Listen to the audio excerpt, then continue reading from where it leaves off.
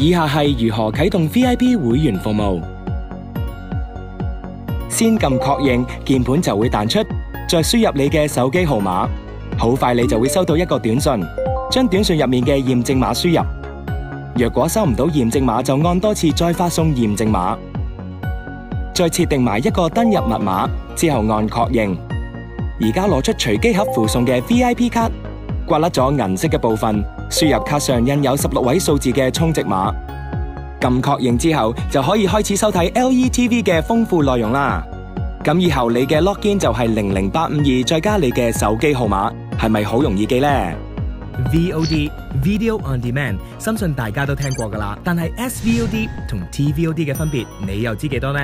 SVOD 係 Subscription Video on Demand 嘅縮寫，中文為月費點播，即係以月費形式付款後，就可以喺龐大嘅電影同劇集庫入面，隨時隨地欣賞任何一套你想睇嘅電影，又或者係劇集。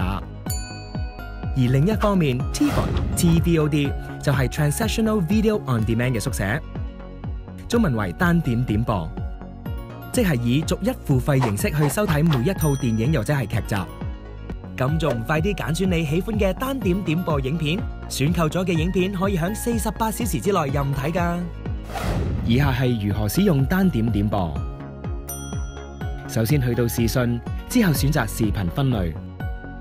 喺電影或者電視劇嘅分類入面，如果見到你想睇嘅影片上有黃色嘅標籤，上面寫住單點點播，咁即係話可以用你嘅點播券嚟睇啦。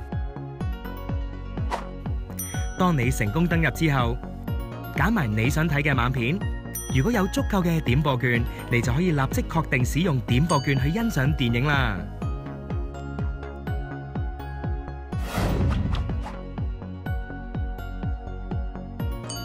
如果冇點播券嘅話，就立即按購買。